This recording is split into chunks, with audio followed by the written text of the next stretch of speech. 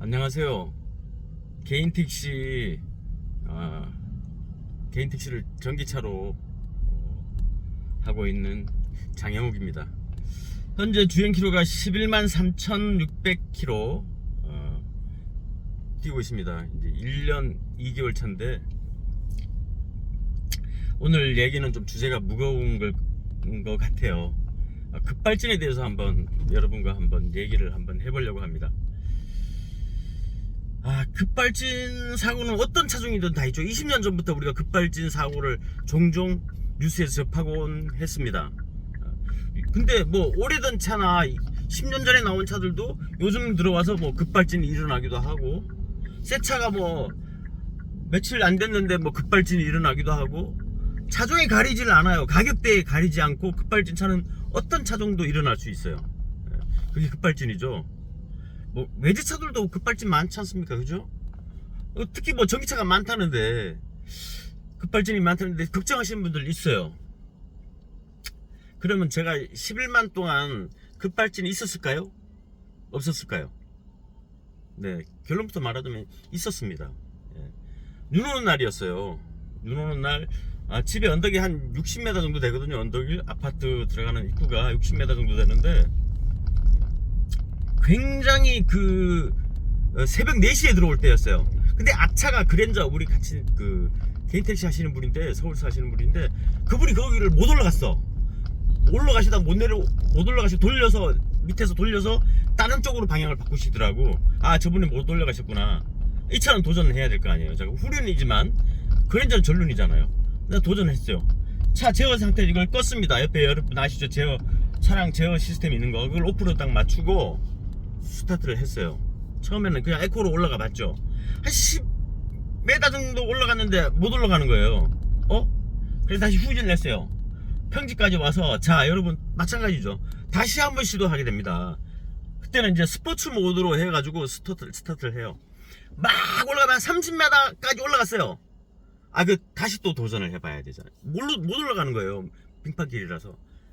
그래서 다시, 이번엔 다시 더 한 번 힘을 가해보자. 다시 시도를 했어요. 35m까지 올라갔어. 50m 정도 거리인데 15m잖아요.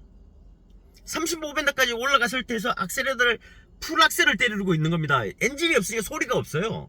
막 악셀에다 밟는다는 소리도 느낌도 없어요. 그냥 오직 조용한데 이 앞에 파워 게이지만 끝까지 올라가 있는 거예요. 파워 게이지가, 이 전기차에 파워 게이지가 있거든요. 키로수는 안 올라가요. 밟으면 풀악셀을 밟으니까 게이지는, 파워 게이지는 잔뜩 올라가 있고, 차는 1초에 5mm 정도가 앞으로 가는 것 같아요. 그럼 더 밟아야겠죠. 그냥 밟고 있었어요. 5분간 밟아봤어요. 그러면 몇 cm 올라갔을까요? 1m 정도 올라가요. 5분간 때리고 있으면 1m 정도 올라가요. 그럼 엄청 늦게 간 거죠. 풀악셀을 5분간 밟았을 때 5m 올라갔으면 얼마나 갔겠습니까? 계속 때렸어요. 올라갈 때. 그게 이제 와서 경비 아저씨가 밀어주는 거야. 우리 아파트 경비는 4시에 기상을 해요. 눈을 안 치운 거죠.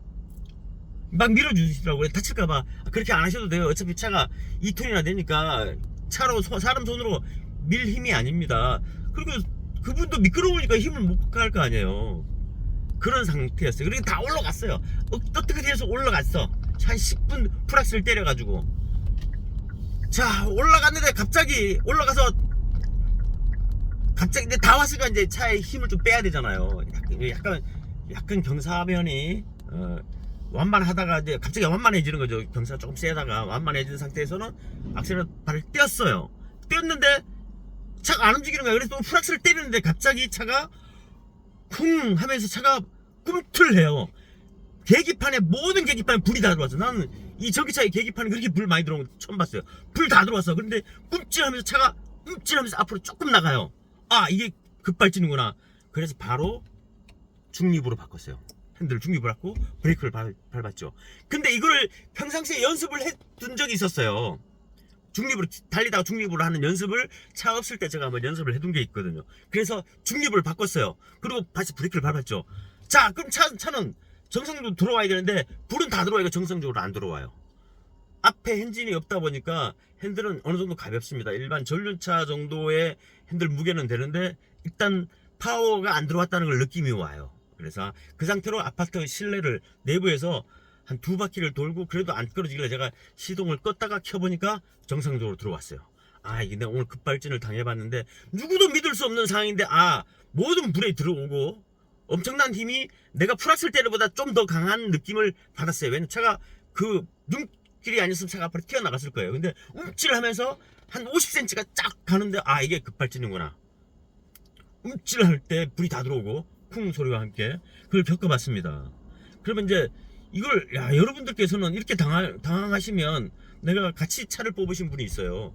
근데 자네는 젊으니까 그걸 해결했지만 나 같으면 몰랐을 거네, 이렇게 말씀하시더라고요. 그래서 그분한테 차를 같이 뽑았으니까 달리다가 무슨 일 있으면 중립으로 넣는 방법을 가르쳐 드렸어요. 중립 넣고 주행하시고 브레이크를 밟으면 차가 정지합니다. 그렇게 말씀드린 게 있거든요. 그거 말고 하나 더 있어요. 그 브레이크 있잖아요. 파킹 브레이크. 이걸 당기면 돼요. 자, 이제 지금 차가 없을 때 제가 한번 파킹 브레이크가 어떻게 작동되는지 한번 보여드리도록 하겠습니다. 이 파킹 브레이크는 차가 나중에 정지했을 때 또 해야겠지만, 지금 차가 안 올 때 제가 달리고 나왔을 때 파킹 브레이크를 당기면 어떻게 되는가. 모든 차는 파킹 브레이크가 있어요. 그러니까 여러분한테 한번 보여드릴게요. 이게 주행을 하지 않습니까? 주행을 하면, 자, 전기차는 금방 발진이 잘 돼요. 자, 이게 파킹 브레이크를 당기면 달리는 중에 무슨 일이 생겼다, 이렇게 됩니다. 이렇게 서요. 무슨 일이 생기면 이걸 당기시면 돼요. 모든 차단되면서 브레이크가 작동이 됩니다. 첫 번째 중립을 놔보시는 것도 좋은 방법이고, 이런 방법도 있습니다. 여기 말씀드렸는데, 한간 시간을 내서 요거를 지금 보여드려야 되잖아요. 기아하고 파킹 브레이크를 한번 제가 화면상, 제가 전문가가 아니다 보니까 이렇게 설명하는 걸 여러분들 좀 이해해 주시고, 방금 보셨죠? 주행 중에 파킹 브레이크를 당기면 이 차가 정지할 수 있어요. 근데 평상시 차 없을 때 한번 연습 한번 해보세요. 전기차를 타시는 분들은 왜 어떤 일을 당할 수도 있으니까 한번 써먹기 위해서인데, 어떤 경우에 당할 수도 있거든요. 아닐 수도 있으면 좋죠. 그런 일이 없으면 더 좋지만 그런 일이 있을 수 있기 때문에, 한번 여러분들 아셔야 될 것 같아요. 그래서 저는 준비를 했었어요. 미리 전기차를 살 때 어떤 방어 효과가 있는 방법이 있을까. 근데 그때 봤습니다. 제가 보고, 요렇게 하는 방법이 있구나를 미리 습득해 둔 거죠. 그때 습득했기 때문에 그런 일의 상황에서 당하지 않은 거죠. 자, 그러면 이제 지금 이 동영상에 여러분들께 한번 보여드릴까 합니다. 차를 보시면 여기 파킹 이거 지금 브레이크 쓰면 문을 열면 이 자동으로 여기 들어와요.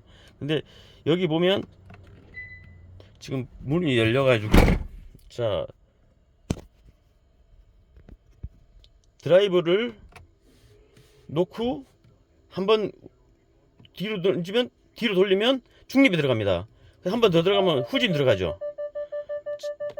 자, 전진해서 달리다가 차에 무슨 일이 생기면 땡기면 중립으로 들어갑니다. 달리다 충분히 중립으로 들어갑니다. 이 차는 들어갑니다.